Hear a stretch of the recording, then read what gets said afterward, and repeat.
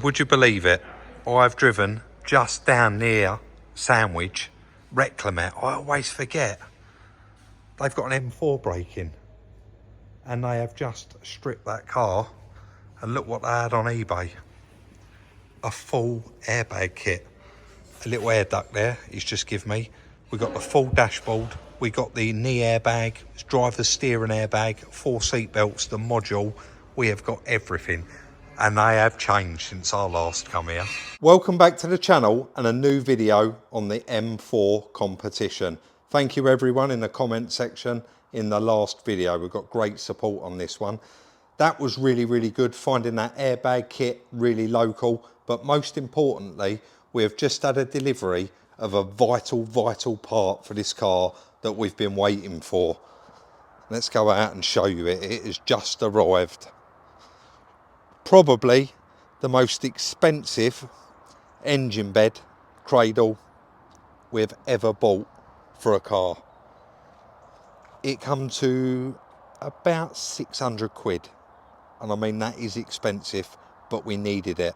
But more importantly than anything, it's here now and we can start the process of getting that fitted. And more importantly than anything, actually get there, get under the car, get the rest of those bits stripped off and make sure that that is the correct one for this car. All the part numbers match up, but we need to know that it's the right one. Otherwise, we'll be back to square one again. Exciting times now, removing the rest of that damage, being the front bumper. So I'll start underneath, load to little 8mm. Chris starts under the arch there, removing the arch liner and the bolts connecting the wing to the bumper. And of course, he's going to do the ones at the top. Once I've done them, I moved on to those 13mm, holding that big aluminium cover on that completely covers that engine bed. We need to get that off, expose that engine bed and start undoing some more bolts. So unfortunately, just on this occasion for you guys, it's not the easiest thing to record, of course, being underneath. We're up on the ramp. We can only go a certain height due to the bonnet. And of course, we're going to need the engine stand on there. But all nuts and bolts, mate. Yeah. All quite straightforward, really, isn't it? Yeah. And any surprises? Any surprises? I don't think so at the moment. Just a lot of nuts and bolts. Even just holding that tray on, you can see all the clean parts, obviously where it was bolted to this actual subframe. And of course that bit answered Chris's question. The other day, yeah. It was lying underneath it. Yeah. It was like, I've never seen. No. It's obviously some sort of strength and yeah, it does something like that, doesn't it? It helps stiffen it up, doesn't it? Yeah, definitely. So just moving on, Chris is removing some pipes that are actually bolted. These are the struts actually. Oh, the two black struts, go up to the landing panel, yeah. So just removing them. We've been round, there was a lot of 8mm all underneath here for the arch liners and loads and different covers and bits and pieces to remove, but we seem to be getting on with it. We're going to be leaving these front chassis extensions in and we're taking the bolts out of them. And if you look just through here, you've got a brace that bolts from the main bumper bar down to this little one. So we've got no worries about the rad pack falling or anything like that. So we are just going to continue on and I think we'll give an update once we're further into it and ready to drop that down. But we have been backwards and forwards, having a quick look outside, and so far, fingers crossed, it's all looking good and it's all looking the same. So just undoing all of the bolts underneath, engine mount, steering rack, drop links, getting everything out of the way, ready to lower that engine bed. We can't get it out until all of that stuff's disconnected. We have to take off the strut brace here, put the engine stand on there to hold the engine before we remove those bolts. Up in the air, slide my trolley underneath, remove the bolts, lift the ramp up and it's out. Tell you what, that was a fair bit of work there for me and Chris to get that out. The good news is it is out. This subframe engine bed looks identical, so we're laughing there. But like with anything, and especially salvage, I say it time and time again. So we actually undone these engine mounts from underneath. We was expecting them to stay on the engine. It is 2-part, but unfortunately the inertia on the crash of the engine, just jolting forward, has been enough to snap that engine mount. It's not the end of the world. It hasn't damaged the other part of the engine mount. It is just this piece here. But of course that's going to need changing. And if you didn't have to swap this bed out, you wouldn't notice that until you started driving it and it made a right racket. But even worse than that, you can see that bent bolt there, guys, can't you? We haven't undone that bolt. Unfortunately, again, where that inertia has gone forward, it has smacked the power steering pump and actually chopped a chunk out of it. And you can see, and has snapped that bolt, ripped that bolt clean out. And again, a little piece broken off there. That is just a piece of casting like that, so not the end of the world. But you can see it's got a crack for it there and a huge piece missing. And again, if you wasn't changing the engine bed, you would not have noticed that until you started driving it. So I think we're beat for the day, mate, ain't we? Well, until we get, we need a steering rack, yeah, and another engine mount.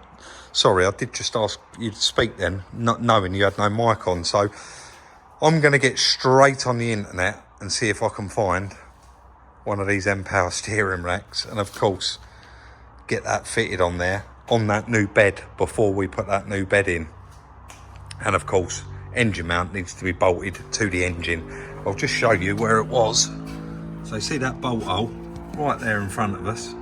That's what I undone. And that little square piece actually goes up underneath there. So nothing wrong with that piece of the mount. It is quite a vulnerable weak point there, isn't it? Yeah. So, yeah. Well, we'll be back once we get a new rack, because we're stuck now. We can't do anything until we got that rack. So, unfortunately, but fortunately for us, down at Reclimet, second visit, of course, they've got a steering rack. And they've got all these other bits off this M4 Competition. And it was hit in the same place, as you can see. But, I mean, this is really changed down here. They're just starting to rack all this out and put all the stuff up on the racks. And I've just been to their actual breakers yard down the road, just cruising down the middle, putting them in and taking them out, where they've got cars 4 high on racking. So I'm going to put their link in the description, because I'm sure if you need something for a car, they're going to have it here. Fully equipped body shop around this side. And in this side, look at all the racks. Look how far back they go. They're just starting to actually wrap everything, shelve it, listing it, posting it on the internet, all for sale. They've got an eBay shop as well.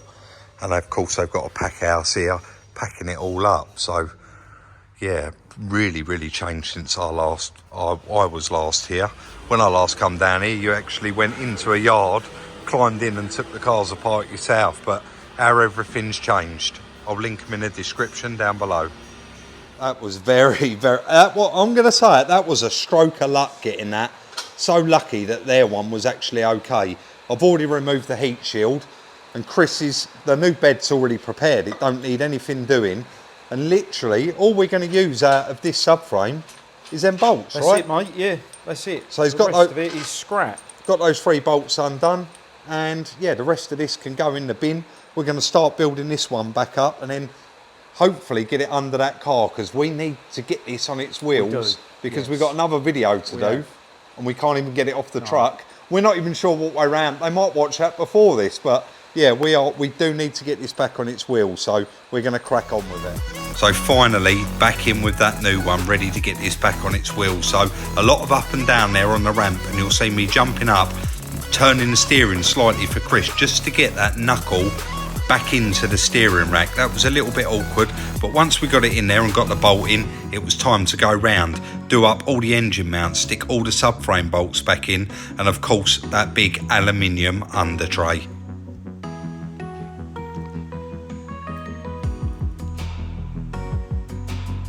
So as I said there in that bit of time lapse, it wasn't easy. It is very difficult to do because of the engine mounts, obviously the position that they come down. And then you've got your mounting points. You've got these 2 extensions on the front panel, which need to line up. And then of course, that steering column was very, very difficult, of course, because that has to connect at an angle as well. You can see the rack's at an angle, but it is, you needed to actually have the rack not done up underneath, get it sort of connected to the column, get it pushed into its exact location, and then bolt it up, pull it home and put the bolt through. But got there with it, Subframe bolts are all now done up. They're all back together. The drive shaft little brackets there, they're all back on. And of course, Chris is round this side. There's two like main extensions that come down the front of the BMWs. On the earlier ones, you could see them at the front, but they are actually hidden behind the rads. And a couple of them at the bottom, just where that's got a little bit of play in it. We need to loosen that up so Chris can get that in. Then of course you've got all your pipe work, and they've got just these little black clips holding them in, and Chris is just going in there now. You only get a tiny space to put them in, but just getting everything clipped home, getting it all back put exactly where it should be. So I know you couldn't see a great deal, but we really are showing as much as we can, but of course, again, very difficult to do. We are going to bring it down now, remove the engine holder there, and then we can close the bonnet and actually get the car up in the air, and it gives us a lot more working room and of course a lot more height. So we got a little bit carried away here, took that engine holder off, put all the strut braces back on, and then done all the bolts up underneath, and then I start building up the driver's side. So steering rack's got to go back on, both lower arms have got to go back on, the drop link, all of that was removed from that side, and we lowered the engine bed down and left it all hanging on the leg. So all quite straightforward round this side because we haven't had to replace anything. So just to put those two lower arms back in, the drumstick, drop link, and this little level sensor, I'm assuming that's what it is, some sort of sensor there. They got so many sensors on them, I don't want to tell you it's one thing and it's actually not, but nothing wrong with that one, so it's all back together. Now Chris is moving on to the damage side, and you can see we've got the new leg in there already, new drumstick, that come from the dealer, and new track rod end, you got that fitted. Yep. Just moving on to the wheel speed sensor. Yeah, getting that in while there's plenty of room. So I don't know if you want to do this a little bit different Go on this one. I know we always do the numbers at the end, and we definitely will have to anyway, but how about where we've already said we paid 30 grand for the car. I've kind of mentioned the engine bed. Do you want to do a little bit of as we go? I know we have spent a lot, haven't we? Just, even though I jokingly say localised damage, we have spent, well, we'll go through it if you like. Everything's telephone numbers, So isn't it? How much was the bed, Rob? The bed was 750, but that come with two other parts, a cage and an arm. Yeah, so 750. We've done steering rack. Yeah, I mean, that's, yeah, We've a done lot of money. Engine mount for the other side. Yeah, that's on there as well. Yeah.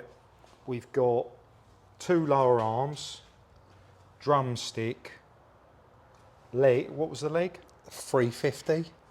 Yeah, so we've got wheel speed sensor, this aluminium bar. I'll be honest, I'm lost already with the prices. It's a lot of money already. 1,700 quid? Probably, yeah. Well, I know that we had a delivery from BMW, and I know roughly what it was because I paid for it. It was 1,200 and something Well, it's pound. more than, oh, mind you, that included a wing and other bits. So There was two bits on hold back there order. was-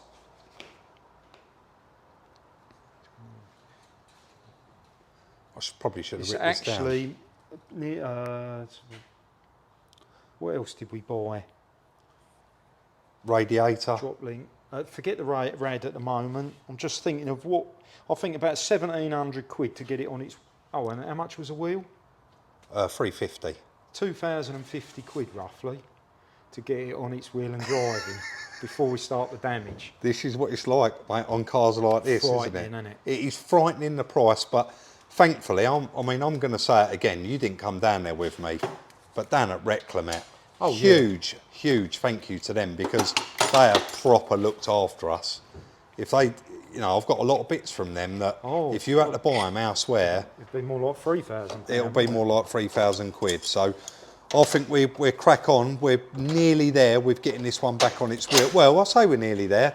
We've got to put new brake hose on it yet, which we've got. We've got to bleed all that up. We've got to get it all back together. So we are just going to continue on, and hopefully we're driving this out of this workshop.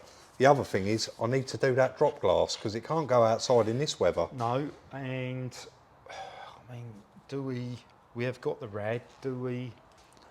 stick the new bumper bar and the cage in it. Because then it can be watered up. It'd be proper drivable. I suppose it will be silly not to, as we've got it all stripped out. Yeah. We get on and do that as well then. But let's get this on this corner down and get it back on its feet. Like I said, I did get an alley wheel for 350 quid, and I got a headlight off the same guy that is brand new.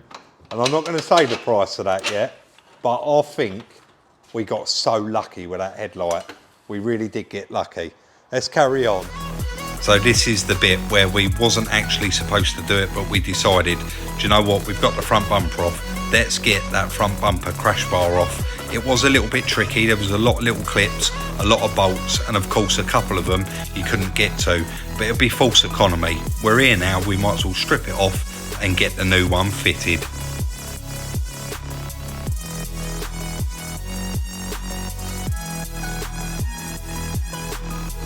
Really getting there now. That whole suspension is all back on and bled up straight on to this front bumper bar. Like Chris said, we might as well do it. These panels, you can't change these headlight panels without removing the bumper bar, purely down to one bolt that's in the back. One each side. One each side. Well, you could, but you'd have to remove all the rad pack. Yeah, but just be a pain, wouldn't it? So absolutely. Just that one bolt there that you couldn't get to. So we've got a new one of those. We're going to get them fitted to this bumper bar, and then crash bar. What would you like to call that? Well, years ago we used to call them crash limiter. Crash limiter. Whether people still call them that, I don't know. There's not actually any crumple zones in these ones though, is there, that I can see? But yeah, we're going to get them swapped out, both of them cages, get that fitted back on the new bumper bar, and then I guess move on to, like I say, we've got that new cage there, again, very expensive, but it is actually a two-parter. Now, you can see the bolt hole there, and there, there's actually just a little tiny infill piece I can show you on the other one. See, I've got it just here.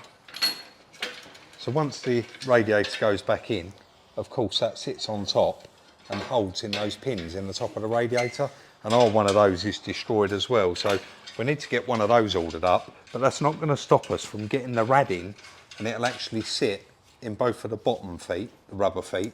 It just won't be able to lock into the top because we haven't got that yet. So let's continue on getting those brackets fitted, and I think we'll get that. We've got a new second-hand one of these somewhere, haven't we? Brand new second-hand one of them, mate, for that side, yeah. I don't know where it is, do you? I'll go in the container, I'm sure it's in there. We put everything in there. And another bit of scrap. You're doing all right on the old alley scrap today, mate? We are doing very well on the alley scrap. We need the money back, though. Yeah, it'll only be a little bit, but there you go. Let's find that other, what would you call that? Is actually part of the headlight panel, isn't it? Yeah, and holds the bonnet latch. It does it? Holds all of it. Let's find that and get that fitted. So on with that new bumper bar. Again, just as tricky to get it in as it was to get it off. Fortunately, there is two stops and it goes all the way back. So once you push it in and you can't go any further back, you're in the right place, which is lovely for lining it up. So just loads of bolts my side, loads of bolts Chris's side in those headlight panels, and we're pretty much there with it. Put the front foam pad back on there, and I think job is a good one. So far, so good. I think already we didn't want to get involved in repairing the actual damaged parts of the car, but we've done it. The radiator's in there, the new rad, the headlight panel, I've got to stop pointing, the headlight panel's in there, the latch is all bolted back down, the radiator, again, that's from Reclimet, everything's going okay. We've got a little bit coming out the overflow there. I've slightly overfilled the header tank, but we've got to drop that main, let's just push that under there. We've got to drop that main hose tomorrow and actually drain that out and put proper coolant in it. We have only done this just to run it up for a little while. It's just coming out the overflow. Is it? Yeah. But there's the other wheel I got. Do you want to spin that round, Chris? Yep. It's actually black, so gloss black. It is going to need refurbishing, but all of the wheels on the car are going to need a refurb anyway. Yeah. And it's a shame because that tyre's actually like brand new, and it's a Michelin, I believe. It is, yeah. Yeah, a Michelin Pilot, and this car has actually got on it Preddy P0s. But Chris said when he was putting the wheel on the other side, he said you can see the guy jumped on the brakes when he was having the accident, because there's all chunks missing out the tyre. And to be honest, they're not long for this world anyway, so we're going to have to get tyres for it. But I think that's it. We're going to leave it there and then come back in the morning and hopefully get this out in the yard and have a little drive in it, mate, eh? Well, that's the plan, isn't it? See if it does drive right. But finally, on all four wheels, and of course, I need to fit that window. The sun's out again now, but it does keep raining. It does, yeah. Moment of truth. That steering's. Yeah, stiff, yeah. It's going to want plugging in, Chris. It's got a lot of codes. Looks like a Christmas tree on the dash, look. It does, doesn't it? You've got all your brake lights on, steering light, engine management. Right, moment of truth. Will she drive? Ready when you are, mate. It's moving. It's moving. Shall I try forward? Or just go out? Eh? Or just go out? Yeah, just bring it out, mate, yeah. Yes. As you are, mate.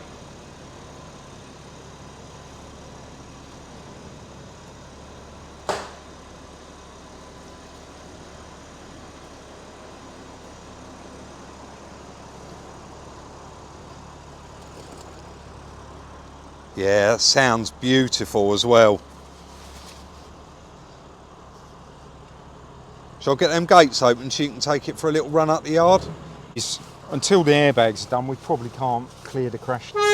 Anyway, horn works. Nah. Um, Let me plug it in, see what it comes up so with. hard, but at least the transmission's all right. You seen that camera? It's like the Mercedes. 360, yeah. And that aerial view. That's coming out the mirrors. A couple of them, look. Yeah, it's clever, isn't it? Yeah, I can see my hand, look. Yeah. Right, we'll leave it there. I am just going to quickly plug it in, and if the steering comes back on, we'll have a run up the yard. So I did slow this bit of time lapse down just a little bit, just so that you can see all of those codes popping up. And once it had finished, there was over 100 codes. But of course, the battery was completely flat on this car, and a lot of them, where we've started it, are going to be battery related. So a little code read there. I did it on time lapse just to make it go real quick, and a lot of the faults, they're going to come back, but fire in the hole.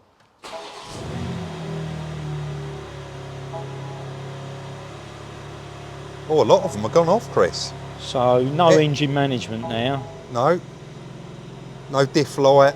No. Still got the steering light, but I did look into that and it said that new rack has got to be programmed to this car. Yeah. Unless we swap our motors over. We but don't want to do that. I don't think we should do that.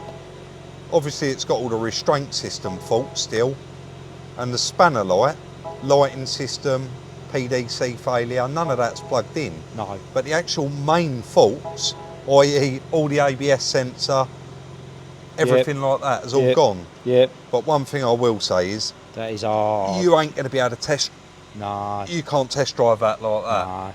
It'll take you 10 minutes to turn round. That's right. Probably alright once you drive in, but No. I think there's nothing we can do about that, mate. And We know it goes forward and backwards now. Yeah, the temperature's going up nicely. The heaters are coming out lovely and warm. I think we've nailed that, mate. Yeah. Yeah. We've got as far as we can with it, and I'm really happy with the progress. Let's get that drop glass fitted. Well, and also now spend some more money, I suppose. Order another load of bits. Yeah. Now we know we can order the rest of it. Yeah, now it all runs, drives and watertight. Yeah. Let's get that glass in so that we can Yeah. get it outside. Do you want actually, to pull it forward? yeah, I will do. Oh dear, mate. Yeah. Yeah. It's reasonably straightforward though, Rob. That's a lot out of that door. You've had to take the mirror off as well. Because I had to take this rubber seal is one piece. I'm glad you called it what it is and not me. Yeah, so that piece goes over the top, and then the door card fits to that. And when I come in, he was just tapping the rubber with that mallet. I have just, I can't hear any more glass falling out. I've had the hoover in there, the airline in there. When they explode, it just gets everywhere. Yeah, so I've doesn't it? had this in, and I had my face shield on. But I've had this in every hole, every angle you can get to. These little water vents, there's one front and back, blowing it back. That's all you can do, isn't it? While Chris was doing that, we're never going to get a chance to ever mention it again, but we've had a bit of trouble with that V60, and the airbag light keeps coming on, and now it stays on. Yeah. So we have just had to go and buy a brand new airbag module for it. 670 odd pound that was. With the VAT. You can't use a second-hand one with the VAT, so No. I'm going to fit that. Then I've got to take it over to the dealer because it doesn't come with any software, No. and they're going to load it on. £52 for the software, isn't it? Yeah, And then an hour's up to an hour. so labour. up to 210 quid for the software, and so that's like another grand to the Volvo that we didn't stick in the numbers. No. But yeah, we'll let you get that done, mate, and then I think it's time to wrap it up. So very productive week here for me and Chris, and to see that car drive out of the workshop and all of those lights to go out, it actually shocked me. I expected that car needed a good drive. No doubt some of them are going to pop back up, but we left that car running for a good 35 minutes and it's absolutely perfect. And I took it outside, and Chris was right. Driving that up the yard would have been nigh on impossible, because I had to grab the steering wheel with both hands and pull on it to get it to turn and reverse in. I've spoken to somebody on the phone, and it's definitely that steering rack is going to need programming to that car, and he said it's not a problem for him, and he's going to come out and do it once we've done like the airbag kit, because there's quite a few modules in there, and he's going to want to clear all of the faults with that car. I want to thank each and every one of you for watching the video. If you did enjoy it, please do hit that thumbs up. We really do appreciate it, and of course it shows your appreciation. Just hit that share button for us, share it on all your social networking sites. We really would appreciate it. And of course you can follow us on Instagram at Salvage Rebuilds. If you do reach out on there, guys, please always include your telephone number. And of course you can follow Chris on his jollies on his Instagram, and that's Salvage Rebuilds Chris. Like, subscribe and share, and we'll see you all very, very soon in the next one.